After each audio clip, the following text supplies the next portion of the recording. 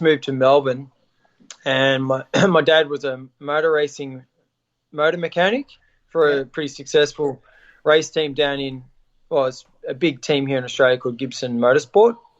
Uh, and Fred Gibson's like a renowned racing legend here in Australia, and Dad was his right hand man ever since the where he started back in the '60s.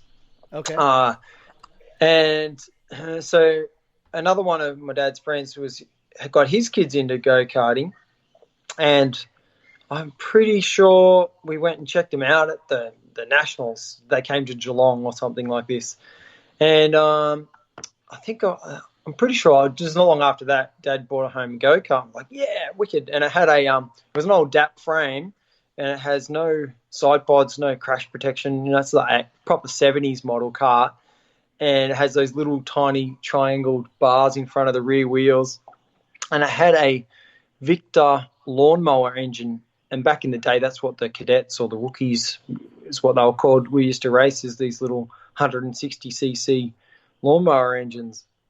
I don't remember them being that fast because they got superseded by the Yamaha J engine here in Australia. And when that came out, the J engine back in the day, this would be the late 80s, it kind of they were a lot quicker. So the Victors kind of went by the wayside. So that's kind of what got me started in go karting. So we raced on and off in the 80s. For yeah, not much because the old man was away motor racing himself. He was never home, so we never really used to go karting hardly at all, which didn't bother me because I'd only been a couple of times and I loved it. I had a massive stack. The first Christmas that I had it, we used to all practice together, Okay. and I didn't have the side crash protection. Anyway, I'm going into this sweeper at my local track. This is Oakley down in Melbourne, and we're going reverse direction to what they go now. And there's this corner called Yerra Terra, which is it was sponsored by Yerra Terra rocker arms. They make camshafts and stuff. What was it? Yellow Terra. I can't remember. But anyway, I'm going into this corner. It's a fast right-hander, a left-hander, because we're going backwards, into at the end of a main straight. And I'm like 9 years old. I'm hooning. Well, I thought I was anyway. I was probably going pretty slowly. Anyway, this guy, a senior guy, goes to pass me right at the apex as I've turned in, lock wheels, get thrown through the air. I can still remember it like it was yesterday. Just slam into my head like I put a 50-cent piece size hole in my helmet, and I smashed my shoulder bone to pieces. I get out of my car, and all I remember is everything was really yellow. Like I'm looking around like I was wearing yellow safety glasses. And I'm just crying and screaming. And my dad runs over and he's blowing up at this dude who's nearly killed his little son, because we were always allowed to practice with just whoever back in the day. You didn't have to have separate practice sessions. And that was like a huge trauma for a small dude, but it didn't seem to bother me other than, like during the school holidays. It was the first Sunday of the school holidays in December here in Australia. And at the time, I didn't really care. And got back in the car and just sort of plodded along for a couple of years until my dad bought me a brand new go-kart, which was my first go-kart in 1990. I was in high school. I just started high school here in Australia, and it was an Arrow A9S, which is made down in Melbourne at DPE back Oh, in the that's right. day. Arrow And is from down in yeah, your neck of the woods. yeah. So I was down right near Oakley go-kart tracks right near where DPE, the Arrow and Demon X go-karts were made back they're still made there, I believe. So that's why you And, use a Kartech pop-off gauge. oh, yeah. Well, I don't know any other pop gauge to get. I guess there'd be a Tillotson one, I suppose. I think I've seen those, but the Kartech ones are excellent, yeah. A lot of the Kartech stuff is reasonable quality for the price. It's not excessive. It's not dead set cheap. And it lasts perfect for the job. Yep. So yeah, I got that new card in 1990, and we still didn't go to the track a lot because that was the same thing. Dad was busy at work. They just launched a new car. It was a Nissan GTR, and that was consuming all of his life fixing that and stuff like that. So until he got at the end of that sort of 1990, I think I just sort of started having like a little bit of momentum coming my way. So he kind of didn't wrap up the work, but backed the work off and put a heap of effort into the go-karting. And yeah, sure enough, for the next sort of 2 or 3 years, sort of started getting some, local wins, and then, racing at the sort of state level, and, having some success there. And then, yeah, you just sort of, we didn't really have the Pro Tour and the national circuit. We weren't sort of a big budget team. It was just me and my old man. And it was fun. I still remember as a kid driving over to Geelong, which was, like a 2-hour drive away. And that's when we'd stay in the hotel. And for me, that was like, oh, man, I'm killing over here.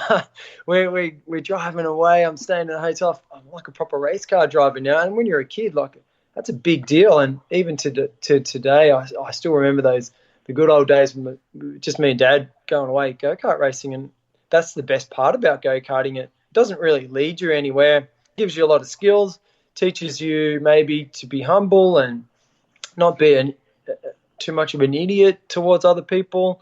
Not too much. Because you've got to hit the heat of the battle. It's raised emotions and stuff. And you've got to be able to deal with that. You've got to be able to stay calm in the go-kart. You can't be reactive to every emotion that becomes up when someone, kisses your side pod or hits you off the track. Otherwise, you'd never finish your race because you're too busy blowing up in the pits or blowing up inside your helmet. And that doesn't really lead to any sort of success, in my opinion. And that's true. Yeah. So then that was kind of in the late 90s. And then once I started my apprenticeship as a toolmaker down in Melbourne, I drifted. Oh, like you're 18, you got your friends are off surfing and having a good time. There's parties and girls and beers and all that sort of stuff. And, you've had your time with Dad and it's been fun and it was epic. And then it'd been 10 years and, I just sort of said, look, Dad, is it okay if I don't go-kart anymore? And he was like, yeah, man, I totally understand. He didn't give me any beef at all. And my parents had been so rad to me all my life. We just pretty much, it was in December. I still remember the last race I did. And after I said, Dad, I just want to give it up for a year or whatever.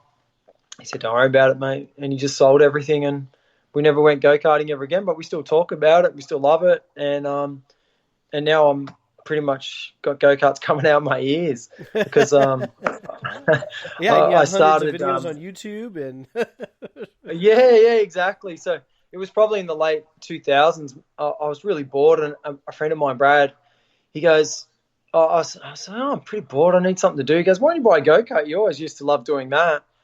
And my mum and dad actually gave me like $5,000 just randomly. Mum and dad are retired, and they said, here's a present. And I was like, sweet, because didn't have I was just didn't have a lot of money lying around, and I was like, man, I'm going to buy that go-kart. Hell yeah! So I did, and that got me started. And then I was like, man, what's going on here? Why is everyone sending their engines to these guys in Melbourne, like Anthony Bartolo and Clint Packard and these sorts of guys that I knew from when I was a kid racing in Melbourne? It's like, they're sending all their engines down to Melbourne. Surely there's got to be a little opening here for me to schwooze on in. And then that's how I sort of started Power Republic, just in my garage at home. I had literally no experience other than I did work experience with this guy in Melbourne called Greg Smith, who's called the Baron. He's the Tony Kart importer here in Australia, the local importer. And so when I was a kid racing go-karts, I raced with Greg Smith, and he used to do my engines back in the day. And he ended up, really getting behind me and my dad, and we've become good friends over the years. And he really was quite supportive. So when I was racing, so then when I started racing again, I sort of gravitated towards that, and so that's why I started Power Republic in my garage. And then it's just slowly sort of morphed and got busier and busier and busier, and I got better and better and more equipment and stuff like that. And then we took on the Tony Kart thing a few years ago, because I needed to sort of expand out so that I had a better reach for my customers. And I naturally went with the Tony Kart because I knew Greg and he needed somebody up here because the local Tony Kart dealer had sort of moved on to something else at the time. And that's here we are today with, a big support base, doing podcasts with guys in America and, loving it. It's been excellent. Yeah, I mean, well, you put in a lot of work, and again, you got noticed here in America. And again, I'm going to keep saying it. I just like your content. I like the videos. There's just not enough of us, and I include myself in that category of us, where we have most of the karters, and I don't know if it's the same down there. I imagine it is. It's like we have the best sport in the world. It's so much fun, and many of us have made some of the best friends of just in life from this sport. Yep. But we don't tell anybody. It's like, oh, this is the best thing ever, but I'm going to keep it to myself. Hell yeah, yeah. Yeah, exactly. And it's like you're a shop, and I think a lot of it, too, the shops, they're not, at least here in America, a lot of our shops, they're kind of behind on the marketing because a lot of them are just very, very small operations, and they're just trying to get to that next job and get that job out the door, and they're always just kind of a little bit behind. And I don't know if it's very similar down in Australia, but it just seems like the last thing we do is try to advertise to new people. Yeah, look, go-kart businesses are super difficult. As you know, it is a little tight, and it does consume a lot of your time. So, and the population is so spread out, you really need the little dad and his kid selling the stuff in the local area to the local guys, because there's only 10 people at the local track. I mean, we've got tracks all over this country, and some of the towns are very small, like 10,000 people in the whole town. And like I live on the Gold Coast, there's 500,000 people. Brisbane, there's, I don't know, 1 million, 2 million people. California is probably the same. Like, where are you guys up in San Francisco area? Yeah, we're about somewhere that would be part of our area. But yeah, about 2 hours east of San Francisco. How many millions of people live in San Francisco greater area? Like 5, 10, 15 million? Let me look that up. That's well, a great question. And then how many millions? Yeah, it's millions, right? And then how many people go kart? 100, 200,000, maybe if you're lucky.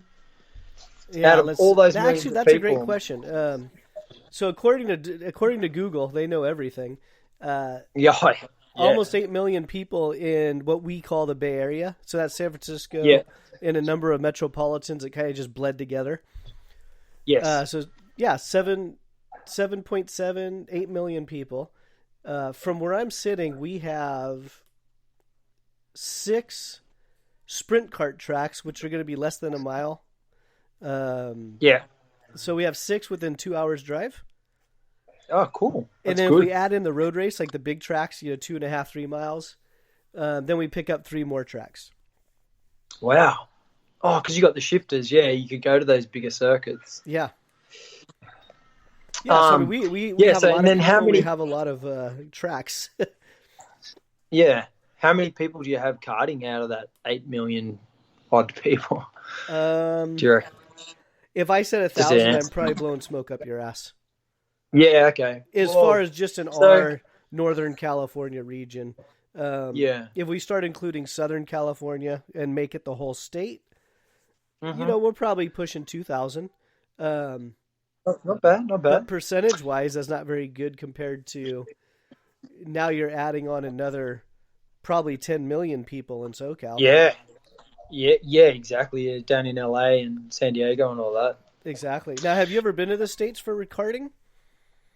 Not for karting. No, I've been over on vacation, which we call holidays. And where did I go? I've been San Diego, San Francisco, Lake Tahoe. I went snowboarding up there with a mate at North Star. Actually, I had my first ever snowmobile experience there because he took me out snowmobiling, sledding. Yep. That was wicked, man. Because it's actually on his YouTube video. Actually, he took us he took some video on